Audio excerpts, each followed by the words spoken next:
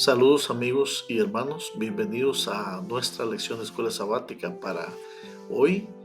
La lección que estamos estudiando en esta semana es una queja del pueblo de Israel junto a los ríos de Babilonia, narrada por el Salmo 137.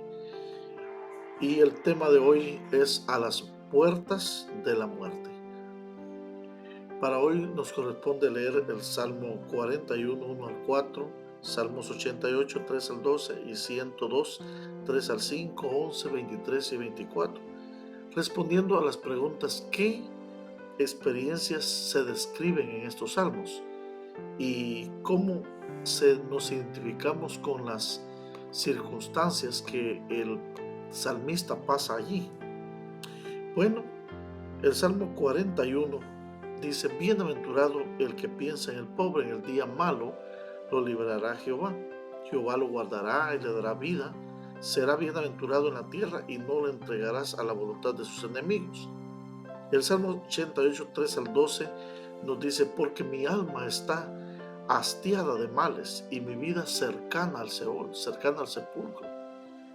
El Salmo 102, 3 dice: porque mis días se han consumido como humo y mis huesos como tizón están quemados, mi corazón está herido.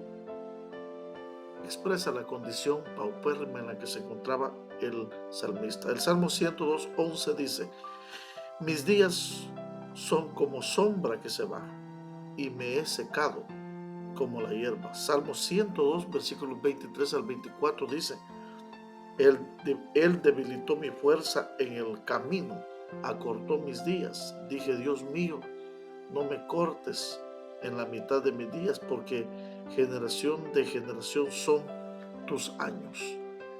Mis amigos y hermanos, la lección de escuela sabática de hoy nos pide analizar dos salmos, el 102 y también el 88. Y las oraciones que aparecen en este salmo para salvarse de la enfermedad y de la muerte demuestran que los hijos de Dios no están exentos de pasar por las terribles experiencias del dolor, del sufrimiento y de la muerte. Los salmos revelan exactamente las aflicciones que el salmista vivió, pasó y cómo las enfrentó, colocando su confianza en Dios, algunas veces sintiendo a Dios tan lejos y otras veces sintiendo a Dios muy cerca de él. Muchos salmos presumen que el Señor ha permitido las dificultades a causa de la desobediencia de Israel. Eso es así. Algunas veces también el salmista reconoce que el pecado puede traer las consecuencias de ellas, la enfermedad, el dolor, la muerte, y se reconoce también cómo el sufrimiento llega al inocente pueblo de Dios. Y es que es un hecho en la vida de que, aunque sea difícil de entender, el sufrimiento está presente. El Salmo 88, por ejemplo, Dios se encarga de llevar al salmista al borde de la muerte. Y dice así el versículo 6: me has puesto en el hoyo profundo, en tinieblas y en lugares profundos.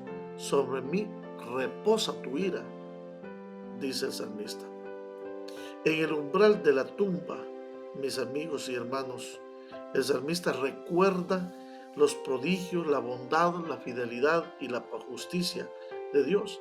A pesar de sentirse golpeado, el salmista se aferra a Dios porque, aunque él sufra, no niega el amor de Dios y sabe que es su única fuente de salvación.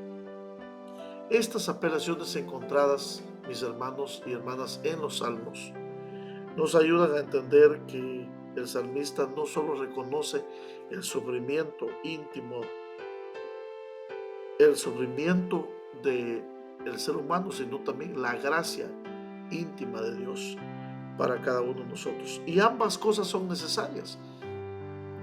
¿Por qué no decir que el sufrimiento crea la necesidad entonces de que la gracia de Dios se manifieste en la vida de cada uno de sus hijos?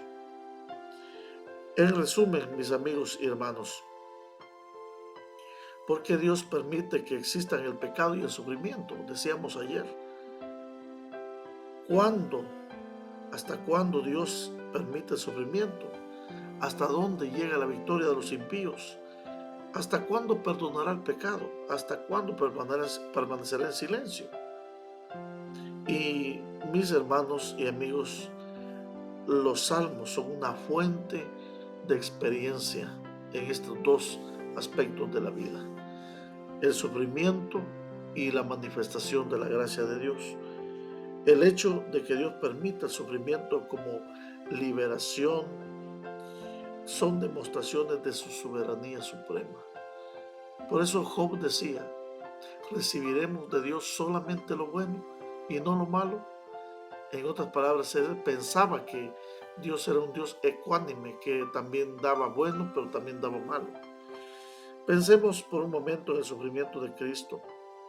A él lo sobrecogió la profundidad de su amor, porque estuvo dispuesto a atravesar las puertas de la muerte misma por el bien de la humanidad.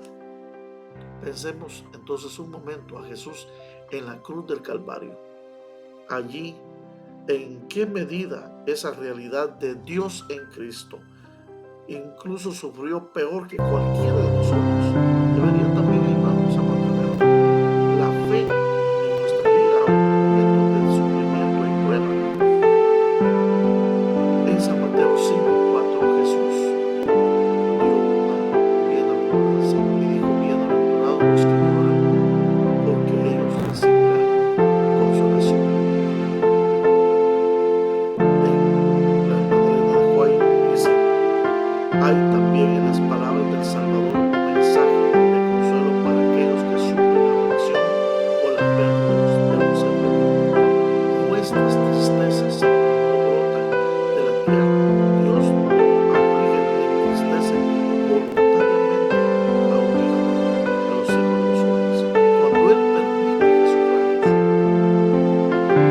pruebas y aflicciones, lo hace con un propósito provechoso para nuestra vida, para que participemos de su santidad, de su glorificación.